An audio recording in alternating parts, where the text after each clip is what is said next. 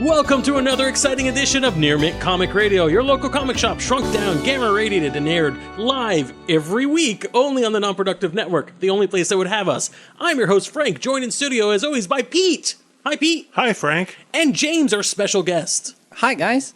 On Near Mint, we rank and review comics from best to worst. That's mint, near mint, good, fair, and poor to you newbies, and try to guide you what to read and what might be better to avoid. We're doing a special presentation on Near Mint. We're going to be covering all of Jonathan Hickman's triumphant return to the X-Men books in Powers of 10 and House of X. I'm very excited about this read-through. Pete, you've been talking about this for a while, and I've been ignoring you for longer, but finally you've pushed through, and now I have to listen.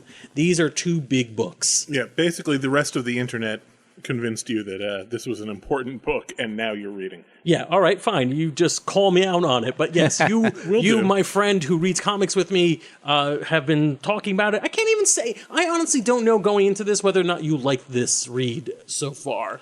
I don't know if I know yet, either. Oh, good. Let's find out together.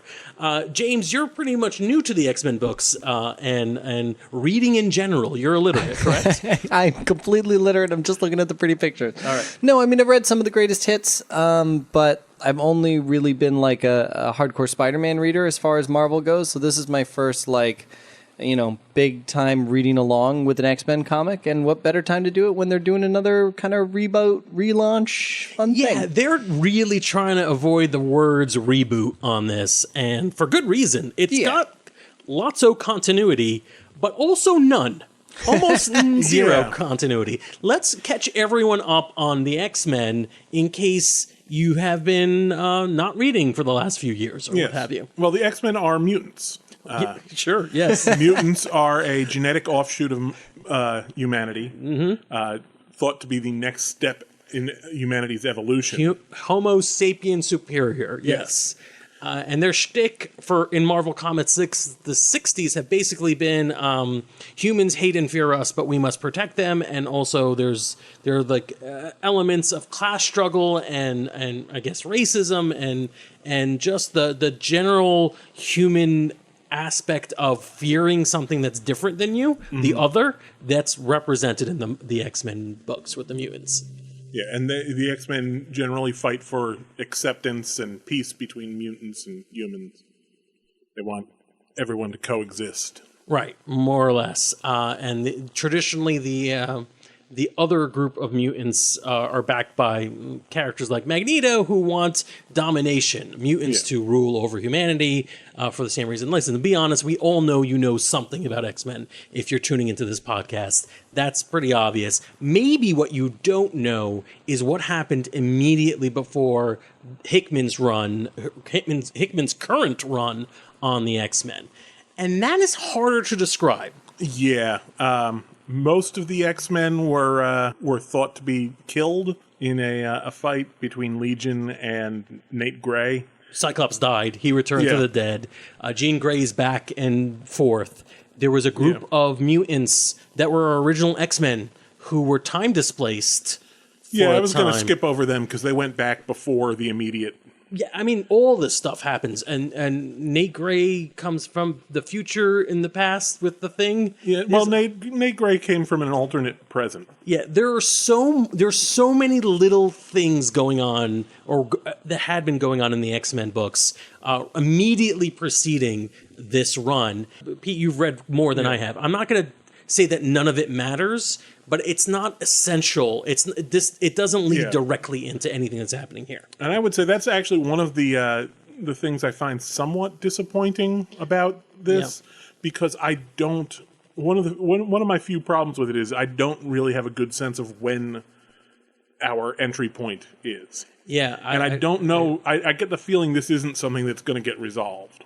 Yeah, I feel like there's an element in Marvel books in general of the this exists in the ever present now, right? So it's for the most part, you don't get like, here's a series of books from Marvel that take place in the 50s, and here's a series of books that take place when these characters really came out in the 60s and the 70s. You don't really get that so much. You just sort of get like, it's generically Marvel's always now. kind of ever present. Right. They try to scrub the time off of that. And I don't know. So for someone who's put investment in X books before this, I could see why that could be a little disappointing. For me, who was clueless, that would have immediately been a turnoff. If you're like, read 14 books and then you'll know where we are at. I'm also super on board with that as someone who has absolutely no background on anything you just said. Right. And I'll go ahead and agree. I think it probably works for this story because it doesn't matter to the story that Hickman is telling here.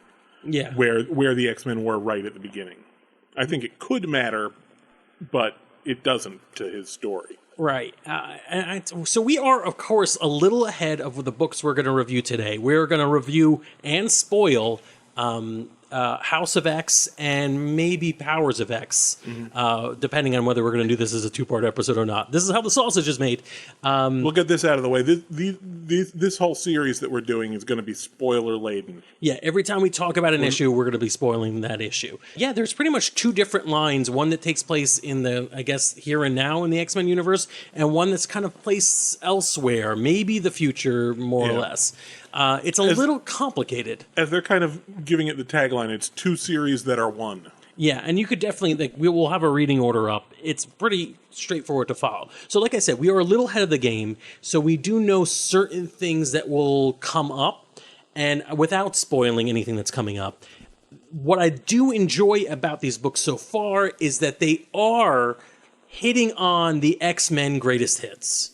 Right? So you've got elements of the Days of Future Past. And by that, I don't mean the actual plot line necessarily. I mean the conceit that the X-Men in some point in the future will be hunted to almost extinction by humans in like a retro punk, disgusting, grimy 80s, 90s. A very common theme for the future in X-Men. Yeah, literally. It's a trope within the X-Men universe, and it's part of this series. Some characters that have major stake in this world. Moira is Moira McTaggart is back. She is an element that has been kind of ever present in a lot of X books, and she's here again. The battle between Xavier and Magneto, the conflict. The conflict between the two of them. Cyclops kind of being a dick. All these little Easter eggs are in everything. Even things that are a little bit more obscure, like what was that? X-Men versus Avengers. The Phoenix Five. The Phoenix Five. They at least get a panel in a future comic. So there's a lot of little Easter eggs and hints of things. Some are incredibly deep cuts. Some, if you didn't even pay attention to it, like I'm assuming James, you might have missed some of these that you didn't even know they were callbacks to other things. And they're kind of non-essential. Did you, in reading the first few issues, did you feel like any of it was like, oh wow, if only I had knew what this was? I mean, like I said, I've read some of the greatest hits, so I immediately kind of laid back to Futures Past with the time story and the human machine people versus the mutants and a couple other things. I was excited to see the Fantastic Four. Yeah. But definitely there was some stuff that there are probably characters in here who I'm going to be like, who's that? And right. Did you know that Nimrod was a pre-existing character? No idea. I actually, a couple of questions about Nimrod when we get there. Right. Okay. So there were things where, like, I think if you're a longtime reader, you probably appreciate them a little stronger. But if you are fresh to it, there wasn't any parts where I was like, I don't... Like, for example, I knew Nimrod was a character, never heard that voice given to him before. I don't know if that's new to this book. And I didn't miss a pace. It was well introduced in that case. So I can tell you, I think that as a new reader, most of the things that you are confused about are confusing to veteran readers as well. They're new, yeah. So let's talk a little bit about that first book in the run. It's going to be House of X #1. I guess the basic premise of the book is that I keep saying X-Men, but effectively, Xavier, as leader of mutant-kind, having just survived a near genocide of his people, has decided to set up a country for mutants, which again feels like it's a little we've heard this before, a country for mutants, and in exchange for some incredible boons to humanity in the course of like some magical pills that will cure diseases and what have you. In exchange for that, humanity has to recognize that mutants are in their sovereign nation and leave them the hell alone. It's kind of a separatist aspect, which we don't see a lot in Xavier's methodology. That's what I was thinking. But they're trying to. What we eventually find is that it's a little bit more than separatist. There is like this domination, right? Mutants are the rightful heirs to the Earth, but we're not going to claim it because we're good guys. So we're going to give you this boon, and then we want to be separate and leave us alone. But to be fair, we get most of that story through Magneto, Right. Who does have kind of that mentality to it, Right. Which I think is super interesting that we open with, I guess the different government types, right, are coming to meet who they think is Xavier to get kind of the tour, right, so that they can decide whether they're going to legitimize this mutant sovereign nation. And surprise, surprise, Magneto shows up. Yeah. Which obviously says like, oh, well, Magneto and Xavier are working together, or at least that's kind of what we're led to believe. And then we kind of get Magneto's take on the whole thing, which, like you said, is this kind of like, we're the better people here, but we're being nice. Right. Which we don't know how much Xavier's on board with that idea, but it definitely seems, and not antagonistic, but there seems to be some conflict there, except for the fact that no one is acting as if there's any conflict within the mutant community. So like Xavier's usual gimmick is cohabitation with humanity, right? We can live together perfectly. Magneto's usual gimmick is domination of humanity. Humanity is dangerous and they need to be subjugated or else they'll destroy us. And then somewhere in between is this kind of separatist aspect. And you get in elements that maybe Xavier has some influence on this, and Magneto clearly has some influence on this, but it's a very awkward moment, and it brings up my favorite question of all to deal with mutants in the modern age is, are they a bad analogy for racism and other schisms that hit humanity? Are they just a terrible analogy? Because you've got these people who can destroy cities just by thinking about it, right? And we try to make him play it off as if like, oh, this is the conflict within humanity. Humanity can't trust things that are other. But is humanity wrong in this? I mean, I don't want to. I feel like this is a trap. Trying to get you to be racist on There's, Katie calling for genocide. What was the last rewatch we did? You also called for Galactica, Galactica, genocide of Cylons. But then you were also, man. But then you also in our last rewatch for Evangelion were all about using children as weapons. So you gotta do it. Here's my moment. I'm going to say, I don't think I'd act any differently if people could snap their fingers and destroy planets. I'd be like, yeah, maybe we should get rid of them. Yeah. You got it. There's your mankind quote. should roll over and die. Yeah. Yeah, this is evolution. I'm actually on that side. There was one of the one our bell is broken. That's how problematic this was. It's mutants. Yeah, so there was one of the ambassadors is, I think he was the ambassador from China. I think it was basically like, you know what? We're interested in hearing more about your how well you're going to treat us as our new laptop. Like there was this idea that he's like, yeah, well, you guys are better, so go. I'm okay. I think at the way Xavier is offering this, it makes it kind of feel like, you know what, all we could do by trying to destroy you is enrage you and get destroyed. I think we have reasons to be concerned, but you've woefully outclassed us. I don't know if we should be fighting back about this. But then Magneto has to like give it a little bit of the old Irish at the end. He's like, by the way, we're your new gods now. I'm like, dude, not a way to end a meeting. Trust me. Not a way to end a meeting. That's an excellent way to end a meeting. I mean, that meeting is over. I really love those panels too, though, where he like turns to who's the girl who's reading their minds? Do we know? It's a meme. I don't know the character. Yeah. Oh, I didn't even know that they were characters. But where he's like, oh, so what did we learn? And then they're about to answer, and he's like, no, I wasn't talking to you. So who are these people really?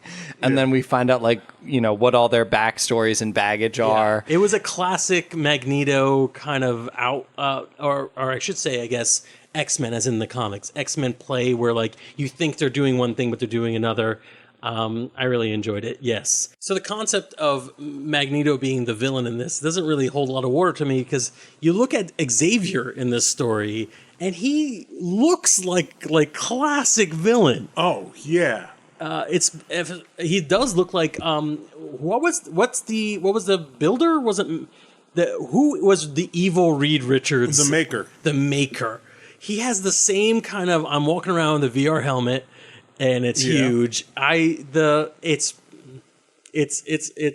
interesting that it doesn't seem as if this new mutant utopia is all it shakes out to be. Well, of course it isn't, because that's where the fun of the story is going to be. How about where it is? Krakoa. Krakoa, the Living Island. Yes, that's a throwback. Very Is it? early. It is. So it was an early 60s reference to a mutant island. I believe it was actually the 70s. Oh, it may because have been. if I remember correctly, Krakoa originally appeared in the first story with the new X-Men. Oh, I did not know that. Yeah, when the new X-Men was when they introduced Wolverine, Colossus, the international team. Got it. Okay. And the plot of that was that the original X-Men had gone on a mission to Krakoa, and the island had taken them prisoner.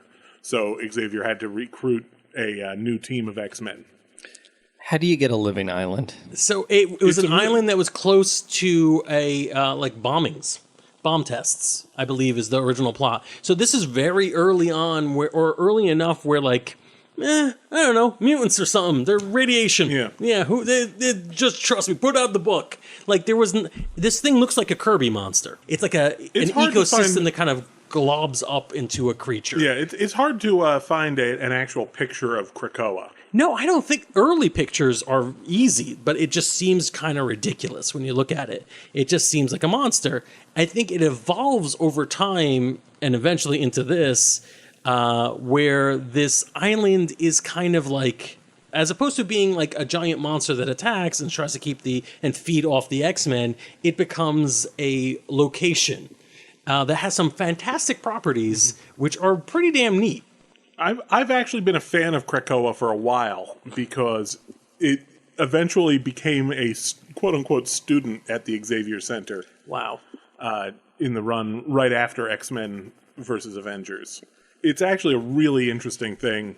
I like how Cypher has developed a language with it that they can speak.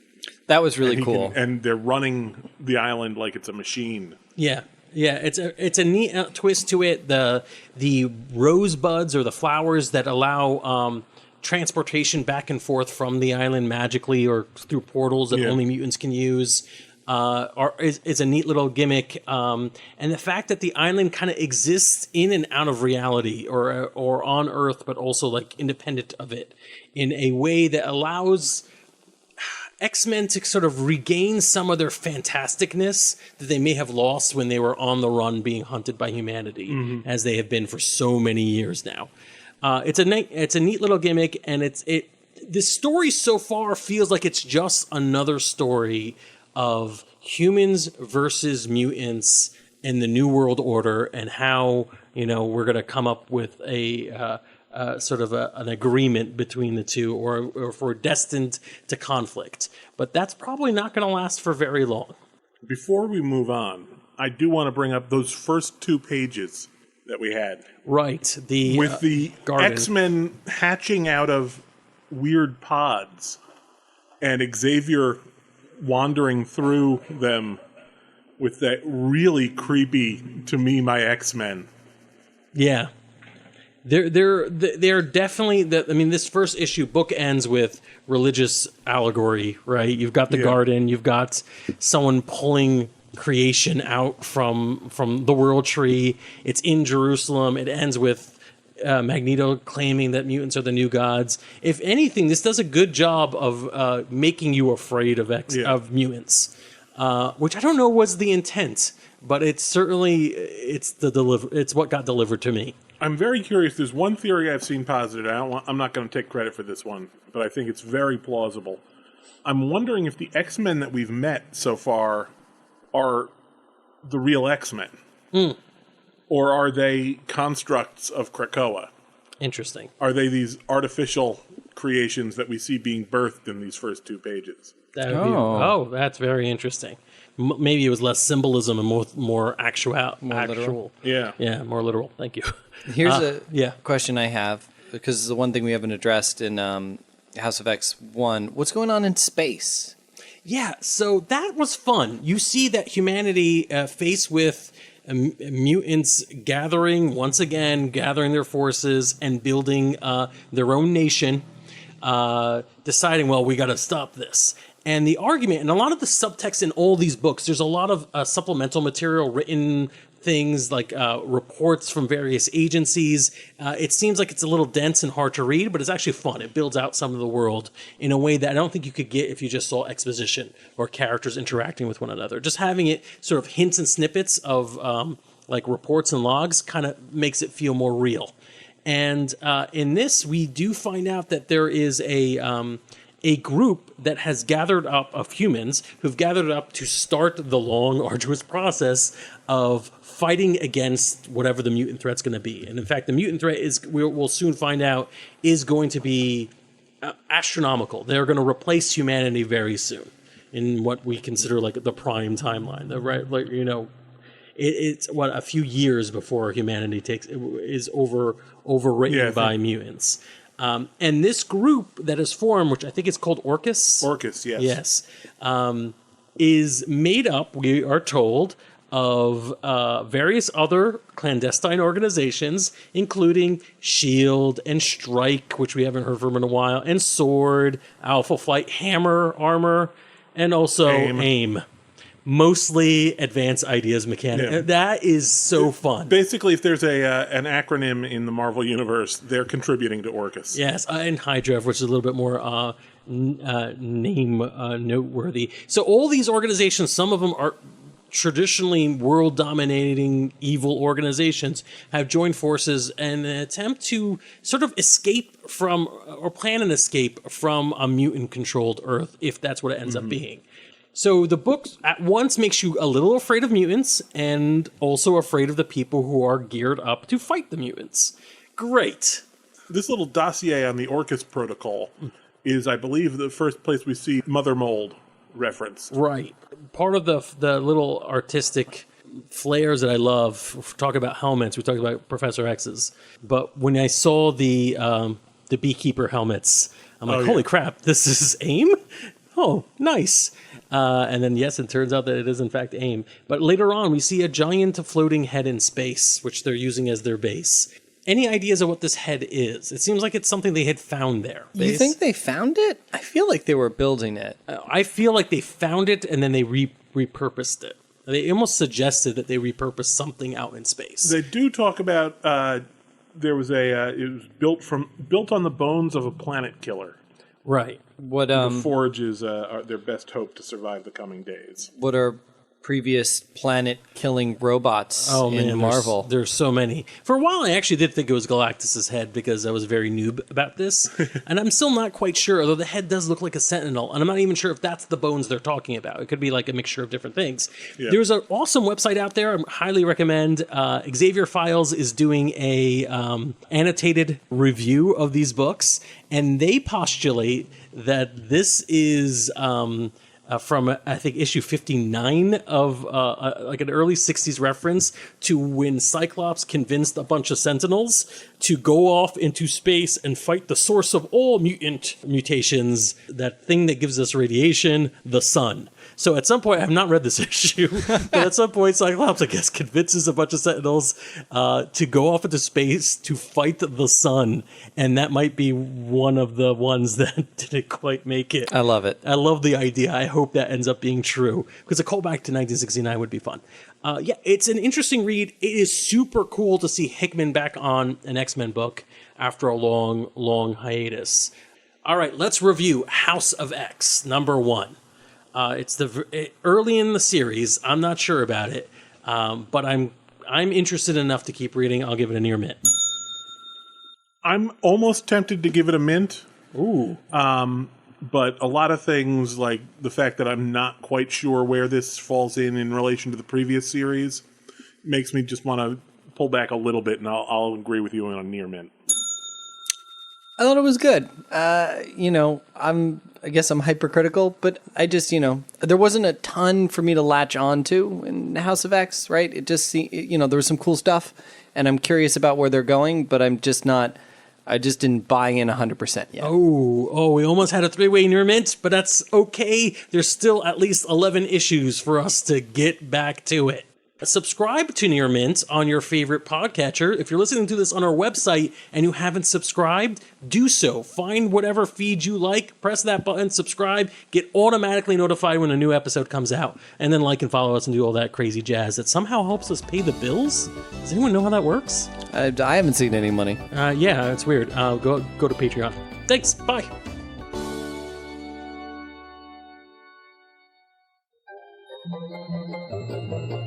This has been a non-productive media presentation. Executive producer Frank Hablawi.